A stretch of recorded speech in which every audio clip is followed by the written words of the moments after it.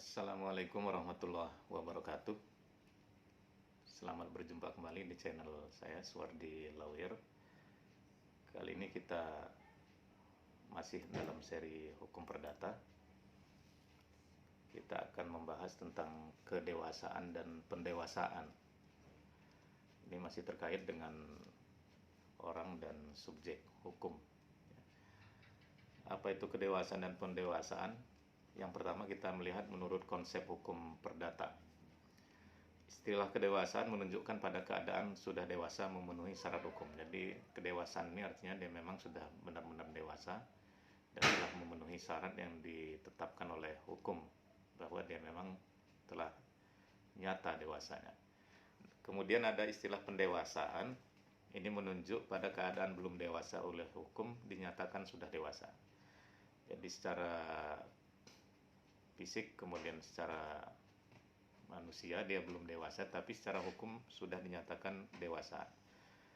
Nah, menurut ketentuan pasal 330 Kitab Undang-Undang Hukum Perdata, yang dimaksud belum dewasa adalah belum berumur 21 tahun penuh dan belum pernah kawin.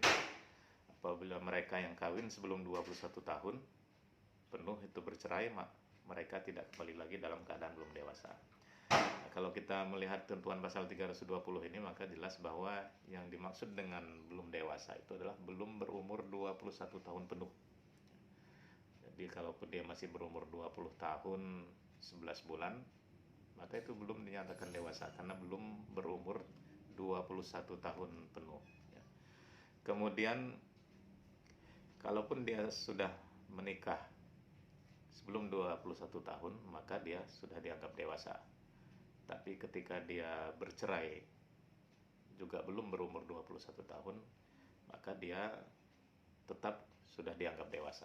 Jadi artinya walaupun belum berumur 21 tahun, maka orang tersebut sudah dianggap dewasa kalau menurut ketentuan pasal 330 ini. Kemudian walaupun dia bercerai kembali sebelum berumur 21 tahun, maka dia masih tetap dianggap telah dewasa. Jadi kesimpulannya, yang dikatakan dewasa yaitu orang yang sudah berumur 21 tahun penuh atau belum berumur 21 tahun penuh tetapi sudah menikah atau sudah kawin. Nah, keadaan dewasa yang memenuhi syarat undang-undang ini itu disebut dengan kedewasaan. Orang dewasa atau kedewasaan cakap atau mampu melakukan semua perbuatan hukum, misalnya membuat perjanjian, melakukan perkawinan, dan membuat surat wasiat. Kecakapan hukum ini berlaku penuh selama tidak keadaan yang mempengaruhi atau membatasinya seperti sakit ingatan, dungu, dan pemboros.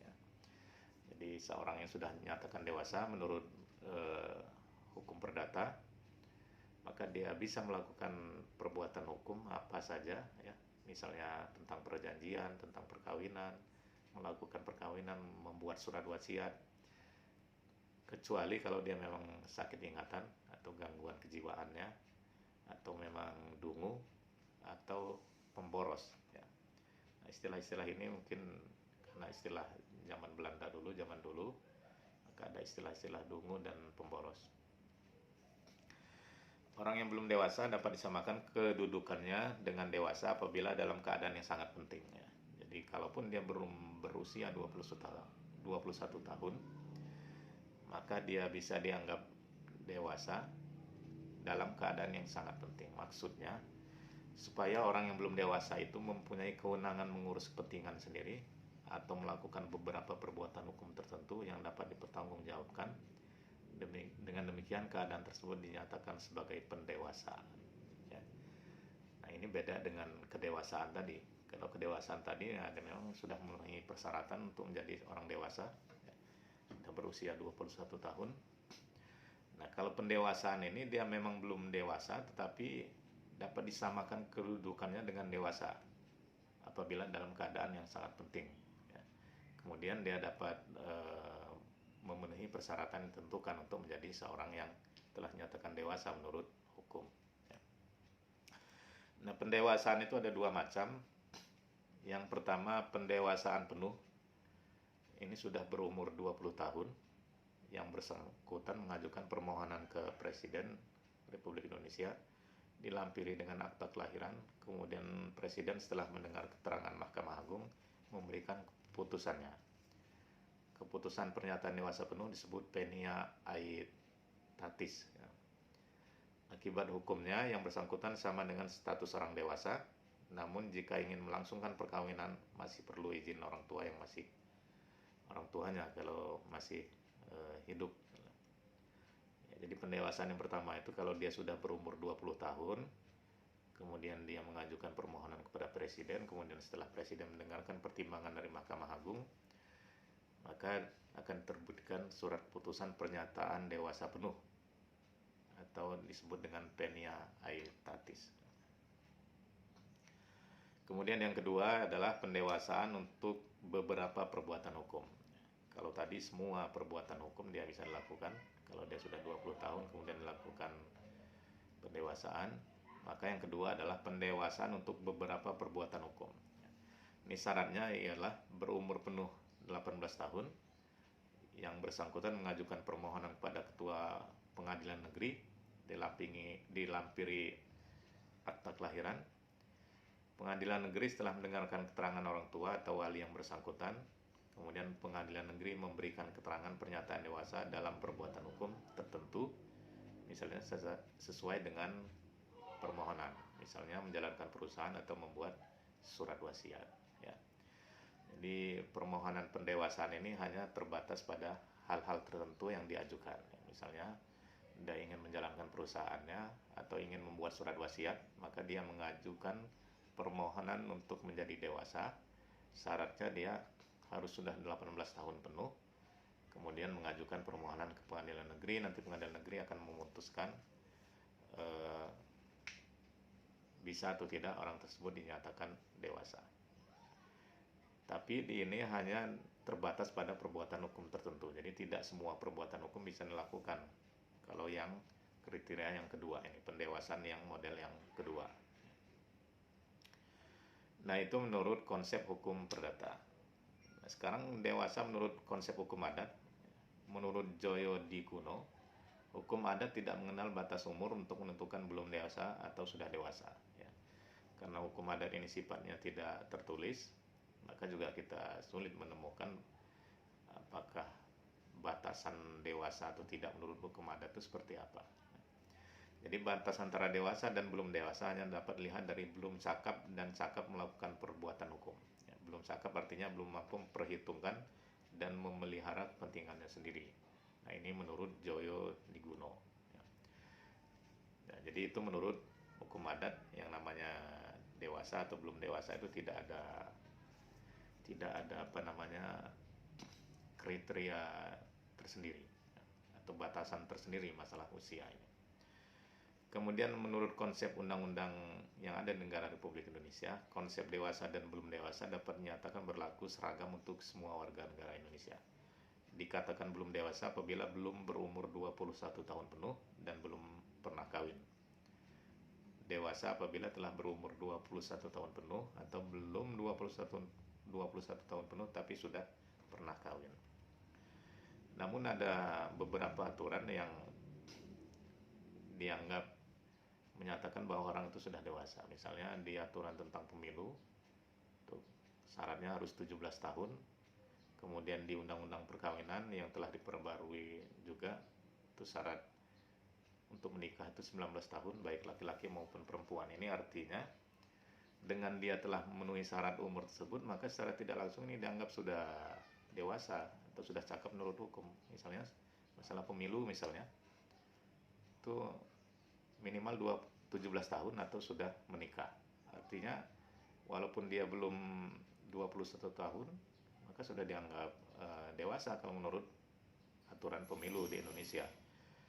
Menurut aturan perkawinan juga sama, walaupun belum 21 tahun, kalau dia sudah berusia 19 tahun, maka sudah bisa melakukan perkawinan. Nah, ketentuan belum dewasa dan dewasa diatur dalam undang-undang berikut. Yang pertama di dalam pasal 330 KUH Perdata, ini berlaku bagi warga negara Indonesia keturunan Eropa dan keturunan Eropa, kemudian di Stabblad nomor 556 tahun 1924 berlaku bagi WNI keturunan timur asing bukan Cina. Kemudian di Stablat 557 tahun 1924 berlaku bagi WNI keturunan timur asing Cina. Kemudian Stablat nomor 54 tahun 1931 berlaku bagi WNI asli atau Bumi Putra. Ini yang aturan yang dari zaman Belanda dulu. Kalau sekarang memang sudah ada undang-undang yang bermacam-macam di Indonesia. Cuman kalau menurut kita Undang-Undang Hukum Perdata masih tetap kita mengacu pada KUH Perdata terkait kedewasaan menurut hukum perdata ini. Nah, itu mengenai dewasa dan pendewasaan. Selanjutnya yaitu tentang pencatatan peristiwa hukum. Ini juga masih bagian dari orang dan subjek hukum. Nah, peristiwa hukum yang dicatat untuk memastikan status hukum perdata seorang ada 5 peristiwa hukum dalam kehidupan manusia yang dilakukan pencatatan atau perlu dilakukan pencatatan. Yang pertama adalah kelahiran, menentukan status hukum seorang sebagai subjek hukum yang pendukung hak dan kewajiban. Nah, ini dengan adanya kelahiran ini bisa membuktikan atau bisa menentukan bahwa orang itu sudah dewasa atau belum, atau sudah bisa menjadi subjek hukum yang pendukung hak dan kewajiban. Ya. Karena dengan adanya peristiwa kelahiran ini bisa dilacak. Ya. Ini lahir tahun berapa, kemudian usianya berapa sekarang, sudah cakap menurut hukum atau belum. Maka itu perlu dilakukan pencatatan yang bernama akta kelahiran. Jadi kalau kita lahir maka akan dikeluarkan akta kelahiran. Kemudian perkawinan, yang kedua yang perlu dicatat dalam peristiwa hukum dalam kehidupan kita. Yang kedua adalah perkawinan. Ini untuk menentukan status hukum seorang sebagai suami atau istri dalam ikatan perkawinan menurut hukum. Ya, dengan adanya perkawinan ini maka akan terbit surat nikah atau buku nikah. Nah, ini akan menentukan status hukum seorang sebagai suami atau istri dalam ikatan perkawinan menurut hukum. Ya, dengan adanya pernikahan ini statusnya akan berubah. Ya, akan berubah menjadi suami atau menjadi istri. Ya, maka juga akan timbul hak dan kewajiban sebagai suami dan sebagai istri. Selanjutnya peristiwa hukum yang perlu dicatat yang ketiga adalah perceraian. Ini juga menentukan status hukum seorang sebagai janda atau duda yang bebas dari ikatan perkawinan. Ini juga peristiwa hukum yang perlu dicatat, dan kalau dia dilakukan secara resmi maka akan dikeluarkan akta perceraian. Kalau dia beragama Islam yang mengeluarkannya adalah pengadilan agama, tapi kalau dia beragama non-Islam maka yang mengeluarkan akta perceraiannya adalah pengadilan negeri setempat. Kemudian peristiwa yang keempat adalah kematian. Ini menentukan status hukum seorang sebagai ahli waris, sebagai janda atau duda dari almarhum atau almarhumah. Ya. Jadi peristiwa yang keempat yang semestinya dicatat adalah peristiwa kematian. Jadi seorang yang sudah meninggal dunia itu perlu dicatat, didaftarkan di catatan sipil. Yang ini akan menimbulkan akibat hukum. Dengan adanya pencatatan itu maka bisa dilakukan proses-proses hukum selanjutnya, misalnya pembagian waris, kemudian menentukan status seorang itu janda atau duda, ya, sehingga dia bisa melakukan perbuatan-perbuatan hukum lainnya yang berkaitan dengan masalah-masalah kematian dan lain-lain. Kemudian yang kelima adalah penggantian nama. Ini menentukan status hukum seorang sebagai orang dengan nama baru dalam hukum perdata, manusia atau badan hukum. Ya. Jadi penggantian nama ini juga perlu dicatat, ya, karena ini berkaitan dengan hal-hal yang bersangkutan dengan diri orang itu. Ya. Misalnya terkait dengan pajak, hak dan kewajibannya sebagai warga negara, kemudian hal-hal lain yang berkaitan dengan nama. Ya.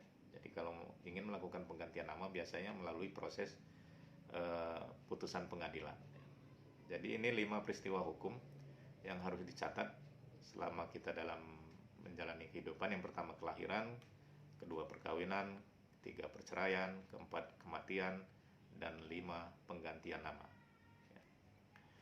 Nah, apa tujuan pencatatan peristiwa hukum ini? Paling tidak ini untuk memperoleh kepastian hukum tentang status perdata seorang yang mengalami peristiwa hukum tersebut. Jadi dengan adanya pencatatan peristiwa hukum tadi, ini akan memperoleh kepastian hukum tentang status perdata seorang yang mengalami peristiwa hukum itu tadi. kepastian hukum untuk menentukan apakah ada hak dan kewajiban seorang, ya. Itu tadi misalnya kalau dia ada akta kelahiran, dia punya hak dan kewajiban kalau dia memang sudah dianggap dewasa. Kemudian kepastian hukum kelahiran ini menentukan status perdata dewasa atau belum dewasa. Kepastian hukum perkawinan menentukan status perdata boleh atau tidak kawin dengan pihak lain lagi, ya. Terutama yang wanita, ya. Kalau dia masih terikat dengan perkawinan dengan laki-laki lain, maka dia tidak bisa melakukan perkawinan dengan laki-laki lainnya. Kemudian kepastian hukum perceraian menentukan status perdata bebas mencari pasangan lain. Kemudian kepastian hukum kematian menentukan status perdata sebagai ahli waris dan keterbukaan warisan dan lain-lain dalam bidang hukum lainnya. Nah, itu yang dimaksud dengan tujuan dari pencatatan peristiwa hukum. Kemudian fungsi pencatatan peristiwa hukum itu adalah sebagai pembuktian bahwa peristiwa hukum yang dialami seorang itu benar dan telah terjadi. Ya, jadi ini untuk membuktikan bahwa sudah terjadi atau sudah dilalui peristiwa hukum yang ada 5 tadi, maka perlu dilakukan pencatatan, ya. Jadi perlu bukti yang autentik atau bukti yang tertulis, ya. Nah, itu terkait dengan pencatatan peristiwa hukum, ya. Selanjutnya adalah keadaan tidak hadir, ya. Apa yang dimaksud dengan pengertian keadaan tidak hadir ini? Keadaan tidak hadir adalah suatu keadaan tidak adanya seorang di tempat kediamannya karena berpergian atau meninggalkan tempat kediamannya, baik dengan izin maupun tanpa izin, dan tidak diketahui di mana tempat dia berada, ya. Di dalam hukum ini dinamakan keadaan tidak hadir, atau kalau kita biasa menyebutnya orang yang hilang. Orang yang hilang itu juga ada kemungkinan dia izin waktu pergi, ada kemungkinan juga tidak, ya. Dia izin ingin pergi ke Kalimantan misalnya, setelah bertahun-tahun ternyata tidak ada komunikasi, tidak diketahui di mana posisinya, sudah dicari di Kalimantan tidak ada, maka ini juga dianggap keadaan tidak hadir, walaupun awalnya dia izin untuk meninggalkan rumah itu. Tanpa izin apalagi, ya. Jadi orang yang hilang tanpa izin, tahu-tahu sudah menghilang dari rumahnya, dicari kemana-mana tidak ketemu, ini maka dikatakan keadaan tidak hadir kalau menurut hukum perdata. Apa pengaruhnya keadaan tidak hadir? Keadaan tidak hadir yang berlangsung lama dapat menimbulkan persoalan, yaitu dugaan telah meninggal dunia, ya. Kalau dia sudah berlangsung lama, sudah dilaporkan ke pihak berwajib, sudah dilakukan upaya pencarian, namun tidak juga membuahkan hasil, maka dapat diduga bahwa orang tersebut telah meninggal dunia. Dugaan ini timbul setelah melakukan pencarian dengan bantuan pejabat negara atau media massa, ya. Dengan bantuan polisian. Kalau aturan di kepolisian itu kalau dia sudah 1 kali 24 jam meninggalkan rumah tanpa izin, maka itu bisa dilaporkan ke pihak berwajib. Kemudian diumumkan di media massa, ya, tentu saja dengan menyampaikan ciri-cirinya apa orang itu, ya. Misalnya tinggi badannya berapa, kemudian kulitnya apa, coklat, sawo matang atau hitam, ya. Rambutnya lurus atau ikal, ya. Ini dijelaskan, ya, ciri-ciri orang. Nah, KUH Perdata mengatur bahwa orang yang dinyatakan hilang apabila tidak ditemukan dalam jangka waktu 5 tahun, itu bisa lihat di pasal 467 KUH Perdata, ya. Dan 10 tahun ini di pasal 470 KUH Perdata. Jadi ada 2 macam keadaan tidak hadir atau orang yang dinyatakan hilang itu menurut Kitab Undang-Undang Hukum Perdata. Ada yang dalam jangka waktu 5 tahun, ada yang dalam jangka waktu 10 tahun. Nah, pengaruh keadaan tidak hadir itu adalah yang pertama pada penyelenggaraan kepentingan yang bersangkutan, ya. Jadi kalau orang itu nggak ada, maka kepentingannya juga akan menjadi tanda tanya bagi masyarakat, ya. Kemudian yang B, status hukum yang bersangkutan sendiri atau status hukum anggota keluarga yang tinggalkan mengenai perkawinan dan pewarisan, ya. Kalau dia tidak ada, maka status hukum ya seperti apa? Kalau dia ada pembagian warisan, tentu dia tidak akan memperoleh bagian karena dia sudah dinyatakan hilang misalnya, atau dinyatakan meninggal dunia. Kalaupun dia sebagai pewaris, ya, maka dia yang ahli warisnya sudah akan melakukan tindakan pembagian warisan misalnya. karena dia sudah dinyatakan meninggal dunia atau hilang itu tadi. Jadi pengaruhnya seperti itu. Nah, bagaimana tahapan penyelesaian keadaan tidak hadir ini? KUH Perdata mengatur tahapan penyelesaian keadaan tidak hadir, yaitu yang pertama, tahap tindakan sementara. Tindakan sementara dapat diambil jika orang yang meninggalkan tempat kediaman itu tidak memberi kuasa kepada orang lain untuk mengurus harta kekayaannya dan kepentingannya, atau jika kuasa yang diberikan sudah habis. Tindakan itu berupa pemberian tugas oleh pengadilan pada Balai Harta Peninggalan sebagai kurator, keluarga saudara, semenda, istri atau suami yang dalam keadaan tak hadir, atas permohonan pihak yang berkepentingan atau kejaksaan untuk mengurus harta kekayaan yang kepentingannya, baik seluruh maupun sebagian.